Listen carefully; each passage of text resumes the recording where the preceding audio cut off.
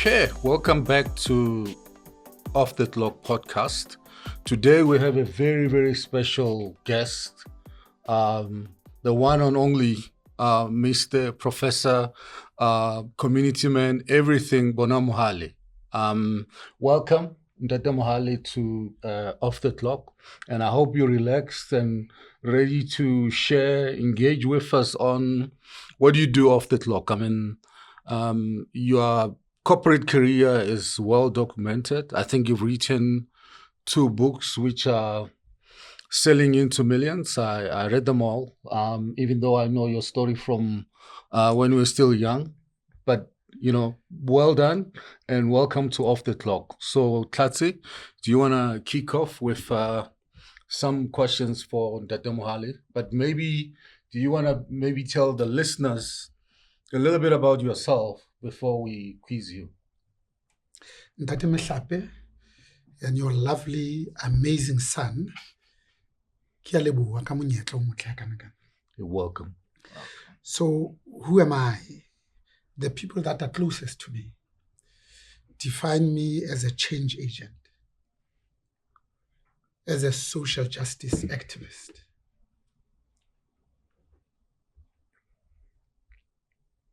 and as a defender of democracy. I don't recognize any of those words. All I know is that I'm happily married to Susan, my lovely wife. With kids. 24th of August. Last year, we're happily married for 42 years.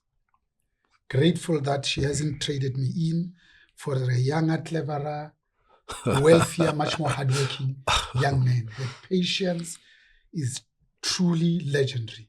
And then lastly, of course, blessed with 2 divine daughters, Nkgono Tshepiso and Nkgono Malema. You're doing well. You've done well. I don't think anybody will ever trade you in for anything, for what I know and what you've done. So, do you want to start, Tlatsi? Yes. Again, welcome to Off the Clock. We're happy to have you here. I know my dad was very excited to have you here. Just by that introduction he gave you, he doesn't give anyone else those types of introductions, so he must be happy. So I think first question, just to kick off the podcast, I'd say is, what do you like to do in your free time? What does Off the Clock look like for you? When you're not working, when you're not embodying the title that you have at work, when you're just Bonang?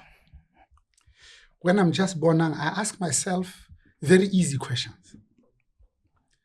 Like, if wealth is an inevitable outcome of both hard work and enterprise, then every woman in Africa should be a dollar billionaire. So why are they not? Is there anything that I personally can do to bring this about? I ask myself questions like, why is it that 30 years into democracy, poverty still has primarily a black and feminine face?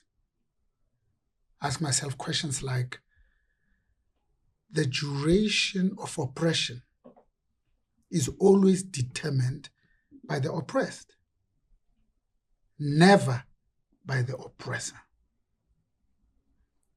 And then when I try and relax, I play chess with my 2 daughters. Okay. I read books with my 2 daughters. They have recommended some truly powerful books. And I think I'm a product of 3 women. They inform my language. They inform how I engage, interact, and interface with the world, but mostly with other women, because they give me a perspective of what it feels like to be a woman in this country at this time when so many of us dare to hope that joy and peace will prevail. Lastly, I think they've taught me many things. How to pronounce words instead of saying development or yacht. Now pronounce them correctly. Do you want to do that? pronounced them correctly. Development.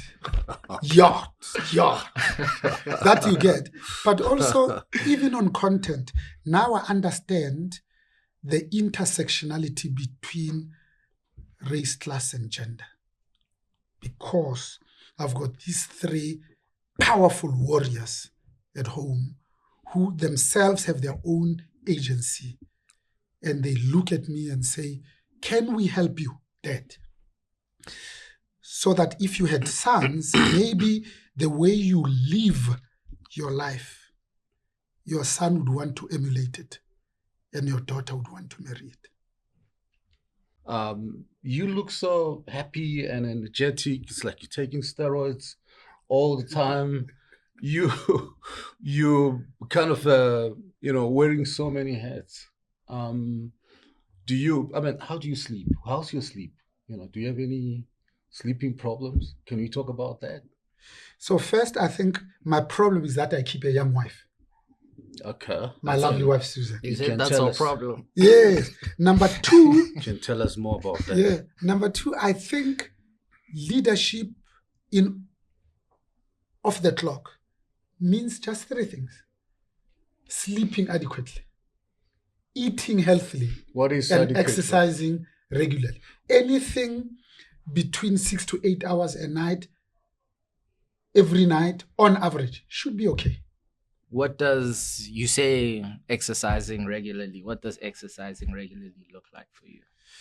So at the most basic level, it's about walking regularly because it has many benefits. Yeah. First, you exercise the old ticker. But secondly, you can't walk in your own house. You are forced to go outside. So you're in nature. Just being in nature, science has told us, has a very calming effect. Lastly, because you are out in nature, you're breathing fresh air. And then lastly, it's like meditation. Because we are at our best when we are connected to nature. So when you see me at home, the first thing when I get home is to take off my shoes and my socks and walk absolutely barefoot. When Sue puts a plate of food in front of me, I try and eat it with my hands, because that's how we are brought up. But also there's a science to it, because eating, it's not just chewing and swallowing. It's about how the food looks. So we eat with our eyes, but also it's about how we smell the food. And then it's about tactile, how you feel it. That's why yeah. So it tells the stomach to prepare itself of what is coming. So now we are so westernized, we use fork and knife, disconnecting ourselves from this food. I'm already licking my lips. Yes. So the scientists will tell you that you are what you eat. True. So you're not you're a man who looks like you're in great shape. You take care of yourself. So you're not like, is walking all you do in nature? Or are you one of those people that will run 10Ks, 15Ks, maybe do an Ironman here and there? Or So at the moment, I'm not suicidal. So I try and run regularly. I do about 15 Ks at a time, maybe 3 times a week. Sometimes when I'm lucky and the pressures are not there, I do it every other day. But there will never be a month that passes by without my making time just to do my 15 Ks, which takes me on average about 90 minutes. So it's slightly above 6 minutes per kilometer. Hour and a half, yeah. Okay, that's not bad. That's a full football game, basically. Correct. Extra time. So, you speak very passionately about taking care of yourself, your body, your mind, what you eat, also the things you consume mentally, I guess, as well. How would you say someone like you would take care of their mental health? So you are what you repeatedly think about. So if you're thinking repeatedly about success, the most amazing thing is that nature works with you in helping you to achieve success. My grandmother puts it differently. She says, when what you think, say, and do are in absolute alignment, then you have inner harmony. mental health is about feeling all together, Yes. connected. It's like stress. Stress is not the quantum that kills you. It's the feeling as to whether you are coping or not. Because some people, this amount of stress kills them. Some people, that amount of stress just emboldens and energizes them. Is that feeling. So as men, we have lost touch with our ability to feel, to intuit. In women, that is much more developed than us because they call it sixth sense. They are still able to connect with nature. They are still able to communicate with a newborn baby that is 3 days old. And they are able to tell you that, no, the little child has colic. But how do you know? The child can speak, but they know. So I think as men, the more and more we can connect with just how we feel and trust our instinct, that's when we get closer and closer to nature, especially when the intent is not me, myself, I, but helping others and serving others. Because Khalil Gibran says, those that are helping others are completing God's work. So let's take it a little bit another level. In the board that you're chairing, the whole mental wellness, is it a scam? Is it practice? Is it a talk shop? I mean, do you see, companies looking at those CEOs that do chair their boards?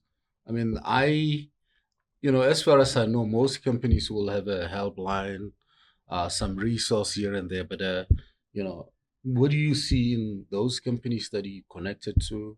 I mean, you spoke about a very powerful lady, who's looking after her mental wellness. I mean, Sure. does she go to church for that, or traditional healer, or spiritual healer? Who's taking care of executives' mental health? You've hit the nail on the head. So first, it's about accepting that we are social animals in bone and marrow. So I've seen an evolution from the purpose of business is to maximize shareholder value to the other extreme that says the purpose of business is actually to survive. Because if you can survive, you'll make money until it comes out of your ears. How does it reflect? So we saw the triple bottom line. And in that order, the people, planet, and profit. Last, in that order. Then we started talking about the integrated reporting to move away from the obsession with just shareholder returns. Now, the language is ESG. So you can see that we're reaching a stage where 70% of the CEO's own recognition, performance is going to be based on ESG, not just on numbers. But I mean, ESG, big corporates, I think they talk a lot about it, do less. I'm a patron of Chapter Zero to drive exactly that. I think it's all about the G. The ES is not taken care of. It's falling, as you said. I mean, you quoting big numbers, and as an executive, you get measured from month to month, quarter to quarter, and you die or live with your results. But who's looking after your mental health, the social, the environment? Yeah. When these companies telling the streets, if they listed, that they're going to be making doubling the revenue in the next 5 years, who suffers? What suffers? Exactly. So first, at the personal level, I've always said to myself, I need to produce embarrassingly good results at work. Because that's what talks for us as Black people when we are not there. Number two, while still married to Susan. The two go together. Number three, to do everything in my power to remain connected to my community because they are the ones that made me who I am. Lastly, to recognize my spirituality, not my religion, not my Christianity, but just spirituality. Spirituality is much bigger than both of them. It says, I've been brought to this world for a purpose. So I move now to, but who looks after me when you are the boss? Because everybody comes to you for solutions. But what about your own well-being? Especially in this day, in this age, when so many of us wish that the world could be better. Number one is to say this thing that we now call diversity, equity, and inclusion. Sometimes we add also B for belonging. It's about how you feel at work because we spend most of our time there. So for me, diversity is being invited to the party so that you feel needed and wanted. Number two, inclusion, it's about being asked to dance. But belonging is being allowed to bring your own music and being allowed to play it. Because it's amazing how many of us go to work and work looks foreign, if you like. But to most of us, work looks outrightly hostile. And yet that's where you spend most of your time. Therefore, in those boards where I have the privilege, the opportunity to steer, we focus on the well-being of the CEO. We invest time, energy, and effort on the CEO. Wow. Okay. So I think let's go back to a little more lighter note, because I think you gave us very powerful answers there.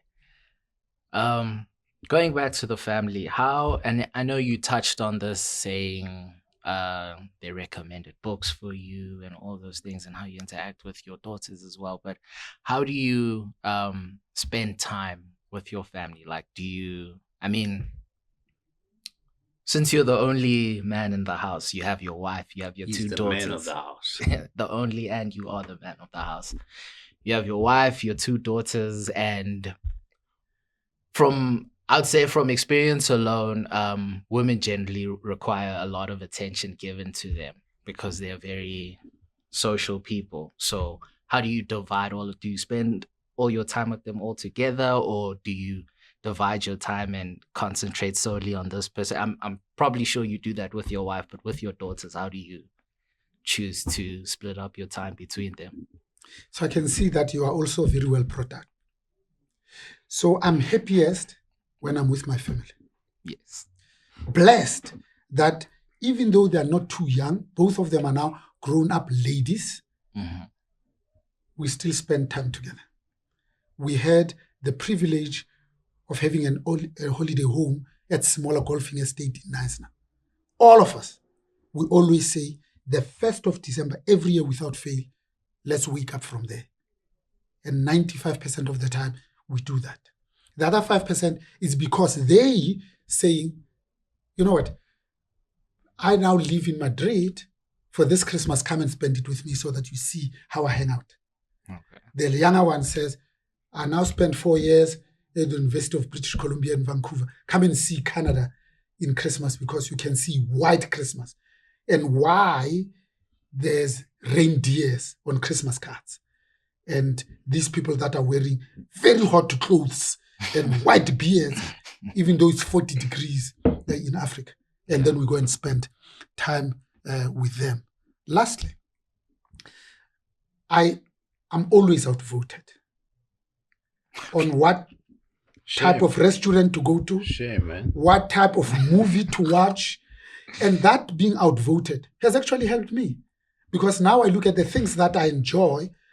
I love children's books. I love children's movies. I watched Shrek with them, Nemo with them. Now I watch memes with them and animes, Japanese animations with them. And That's I cool. think my scope has just expanded, because when they book a movie they want to see, and I'm forced to come along. And I see powerful leadership lessons in Alice in Wonderland. Okay. That if you don't know where you are going, every road will take you there. That makes me sound clever in a board meeting when I talk about the significance of knowing when are you going to turn left 1 degree, because of these two divine daughters that Susan has blessed me with. All right. So how would you describe each of your daughters? Obviously, they're different people. Does one take more after you, or do they both take after their mom? How do you have you identified like the different personalities within your daughters? All of the above. So my little one, Nkgono Maneo, I call her my angel. My eldest one, I call her my sweetheart, so that I'm not confused, because men sometimes forget their names. And Nkgono Maneo is outgoing, very extroverted, takes the initiative, will walk into a room and say, "Hi, my name is Maneo." And fiercely independent. Nkgono Tshepiso, almost the opposite, looks much more introverted, quite quiet, reflective, unless she's in the company of the people that she knows and trusts. Then you hear a voice from the gate. Powerfully resolved and highly determined and singularity of purpose. But what I love the most is that the two of them, they've got a 10.5-year gap between the two of them. They call each other my twin sister because they are tight. They do everything together. They think nothing about spending 18 days on the Mediterranean cruise and traveling together. They would go and see Europe together. They love often the same things. Whenever they go on holiday, they'll do museums, they'll go to art stuff, and they will, and both of them are foodies. They can cook well, they love good restaurants. As a result, I end up knowing probably the top 5 restaurants in the country, but I would also know the top 3 in Canada and the top 3 in Paris, for instance. So it's amazing how we find meaning and expression through our daughters. Wow. You sound very animated when you talk about them. It's like, oh, like my ladies. So, let's take it a little bit lighter. I mean, you spoke about food. Are you a good cook? Can you cook? What sort of dish do you prefer? I mean, apart from papalanam. So that's given. Yes. So the way they're different, my two daughters, is that Nkgono Maneo loves cooking. Tshepiso cooks when she has to. But when she does, you'll enjoy her meal. Sure. Nkgono Maneo, even when she's alone, she's a morning person.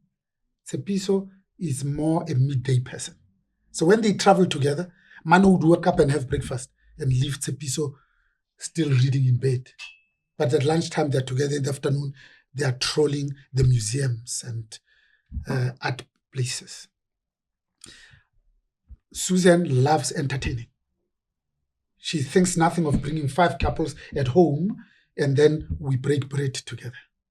Because I genuinely believe that the greatest honor you can show somebody is to invite them in your home and open it to them and break bread together. It's so African. It's so us.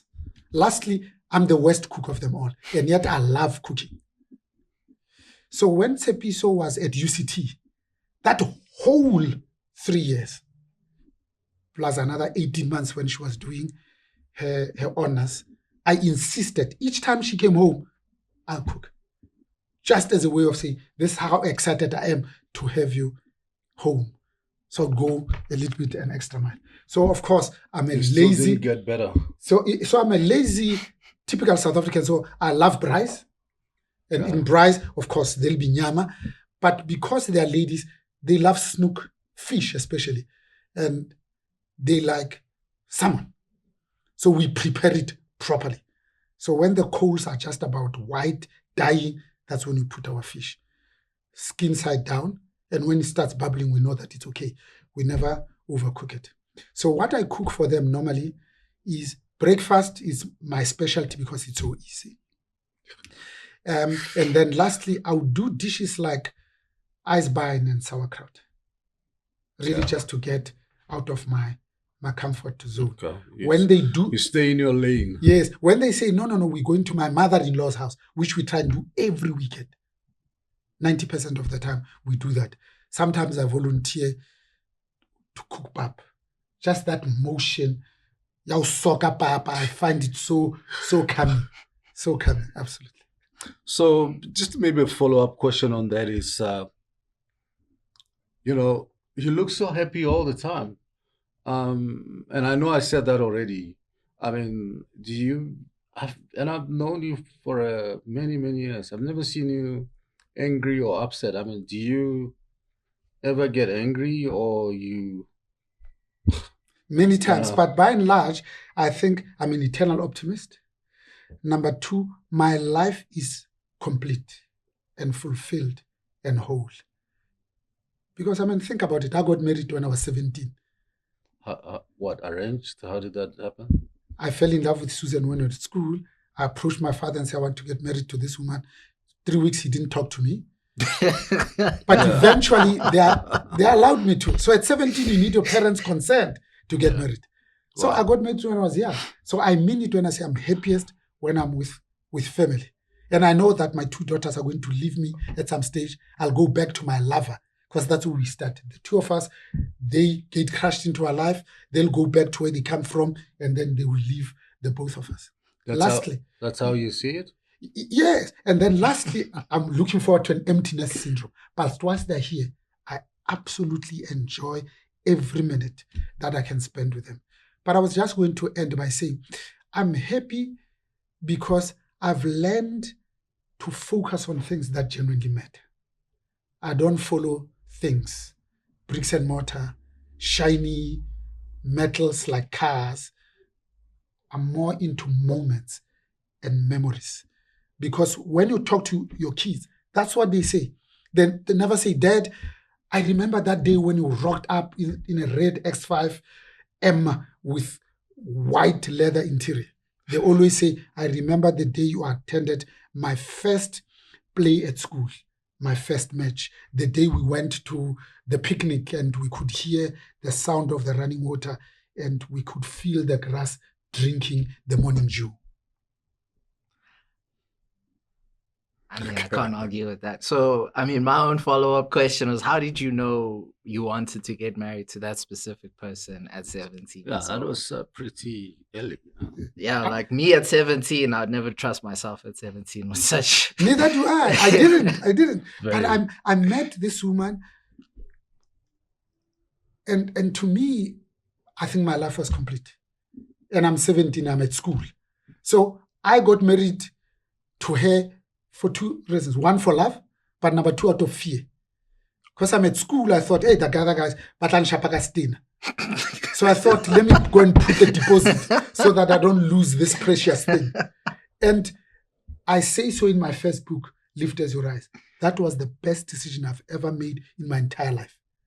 Because we were talking as we were coming to say, planning and putting strategy together presupposes that the future is uncertain. So we don't know how it's going to turn out. So I got married to Susan, not knowing how it was going to turn out. But I just knew that I love her. There's a part in the Bible that says, love conquers all. I'm a good Catholic boy. Okay, cool. So, obviously, you are the exception, I guess, when it comes to marrying young.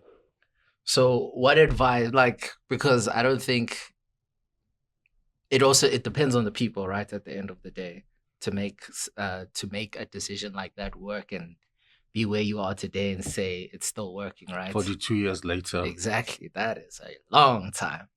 So, and you're still married to that same person, meaning you stood on that decision that you made at 17 and you're still standing on it today, 42 years later.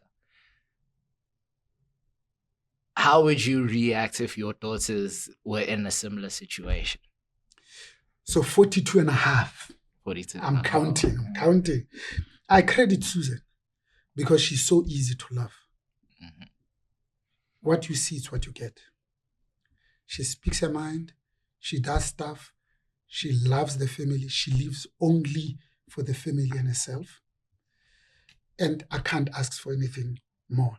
She's built us a home because a house is bricks and mortar that you can buy. Mm-hmm. But the warmth that you get when you feel like the world is against you and you open that gate and it feels so good. that she created. Lastly, I think if I were to look at my daughters, I've brought them up, thanks to Susan, to say when we were young, marriage was an accomplishment. Now it's no longer. They must be themselves. And I love the fact that the same way that President Rolihlahla Nelson Mandela has given us the freedom to follow our passion, we have now given our daughters the freedom to marry for love, not for anything else. Mm-hmm. We know that in the township, you can go to a nightclub, you find yourself at 2 a.m, you've got no transport. Out of safety and fear, you look around for somebody who's got a car. They must never find themselves in that position. So we try now, as Susan and I, to think about generational wealth so that we are really concerned about setting them up for success so that they don't have to suffer like we did. Let me end by saying we need to complete our own wars and the fights that we've started so that we don't leave them for our kids to finish. They must find their own new battles for them to fight. We were fighting poverty. We're fighting exclusion and oppression. They must just be, because we've fixed it. Okay. So then, at the end of the day, you would be fine with them if one of them came to you at 17 saying, this guy wants to marry me, you would be fine with that then? I'll have no objections because I'll look at it and say, oh, it's a reflection of myself. Obviously, yes. But number two, if they say, but I want to get married at 40, I would say, do you love him or do you love her? Uh-huh. That will be the only question I ask, because it's your choice. Because the one thing they know and they've internalized and they have a full appreciation of is that both of them carry their own agency. Because they are much more than what they've become. Okay. So just carrying on from, family, kids, married at 17, you are, rock star in terms of business. Is this what you always wanted to be when you were growing up in the township in Katlehong? Or you kind of took some tents and detours and all that? You want to just, Not at all. In fact, stupidly, I'm from Katlehong, as you say. The people with the most amount of money that lived in the biggest houses drove the beautiful cars. At that time, it was a Jaguar S-Type V8 with double tank of petrol. Were clinicians, were doctors. So no wonder when I finished matric, they call it grade 12, I went straight to Vets Medical School and I studied MBBCH. I wanted to become a doctor. And I spent 4.5 years doing that. Only after passing my 4th year, I listened to this African, the late Maduke Lotendlofu, speaking on Radio Metro. At that time, I said, such an articulate, confident African when we were oppressed, who knew exactly what, at that moment I knew that I wanted to become a manager. No, I wanted to become a doctor. I thought I'll be a good GP. None of this thing I would have even imagined. I mean, for instance, I went to Wits all my years. I'd never met the chancellor, let alone the vice chancellor. Now to end up where I'm the vice chancellor of one of the top 5 universities in the country was never part of the plan. I wanted to be self-sufficient so that I'm not in the back of a coal truck carrying the heavy bags of coal. Did I know that I was going to be the CEO of a pharmaceutical company? The answer is no. CEO of the world's biggest and oldest elevator company, Otis? No, absolutely not. But I think getting married at 17, it focuses the mind, because now you've got somebody to look after, not just yourself. So the first question was, oh, I need a roof over my head. Then we did. Now we have a house in Davidton, 16369 Brett Street in Boyers View. And then we say, oh, but we've got no curtains. Now people will see our nipples. No, we need curtains. Then we have to buy curtains. And then we say, but over the weekend, our parents are coming. Where will they sit? Now we buy a sofa. And then we say, no, but you need to tell our friends where we live. Where are we going to make them a bride? The first day we entertained our friends, I was looking for an ex. I actually went out looking for an ex. I looked everywhere. And then I remembered that at home, there's always an ex. But in this house, which is my house, I've never bought an axe. I just kind of thought houses come with axes. Yes. I remember chopping wood with a bread knife to make a braai for my friend. For my friends. At that time, I knew that everything in this house, if I need a hose pipe, I must go and buy it. Yeah. If I need butter, You must go buy it. I must go and buy it. If I need Vaseline, Blue Seal, petroleum jelly, I must go and buy it. So when my friends, I remember when they were buying BMWs, we called them Gusheshe, 318i at that time. Okay. I bought a Toyota Cressida L GVY 3790 because that's all I could afford, because I knew that I had a bigger mission. Impressing women was not part of them. The one woman I've impressed, she lives here with me. I need to make sure that she's comfortable. So 1 Timothy 5 verse 8 says, a man that can look after his family is worse than an unbeliever. With all that in mind, you said you actually never thought you'll be who you are. You kind of overachieved. So, I got my son here. What would you say to advise him in terms of he's still kind of early days? Good enough he didn't get married at 17. Still figuring out what would be your advice to him in terms of approaching life. I think people grow up with. Sometimes we are forced to say, "Where do you want to be when you grow up?" And I've seen that change with my children. Like, no. I want to be a car engineer like him. I want to build cars and this and that. You ask him again in 6 months, a year, I want to do something else. It's changing all the time. So what will be your advice to young people or him? So first, I genuinely believe that the best is yet to come, because I'm truly blessed to have taken an early retirement at age 55 to do the things that I only want to do and to be only with the people that I want to be with. So I think I'm yet to achieve great things. At the moment, I've been carried by nature. I've been making plans, and yet there's always been a master plan. Somebody has been looking after me. So if I were to give myself a advice of a 17-year-old, I would look at my daughters and say, my first daughter, the first thing that she wanted to do was to study B.Proc. And she went to Rhodes for the first year. And then she said, no, actually, I don't. I want to study something else. And then she studied something else. So that's what I mean, that our children are in a lucky position because they must follow their passion, including not getting it right the first time.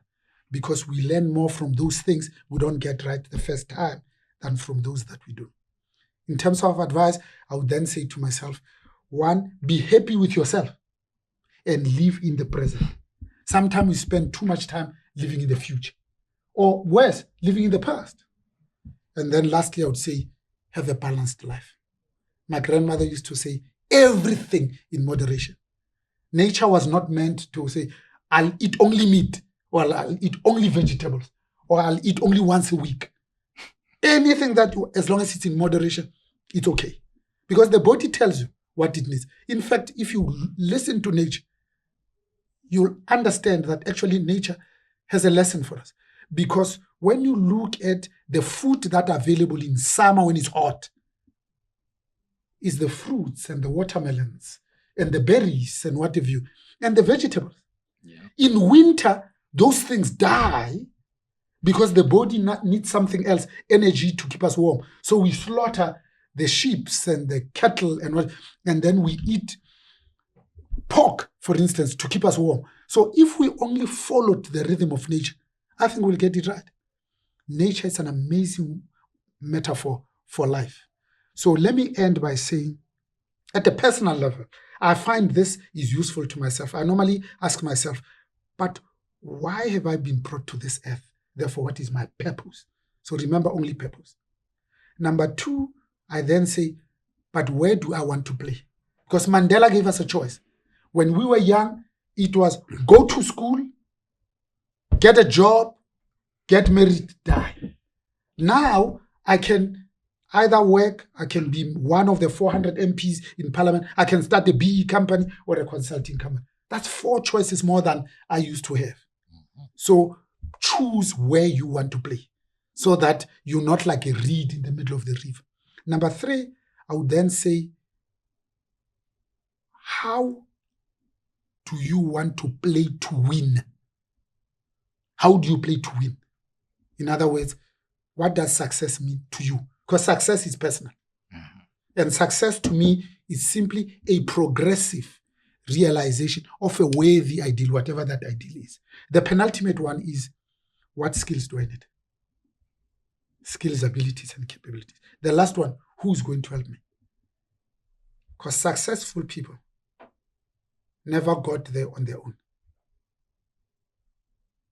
We always need help from others.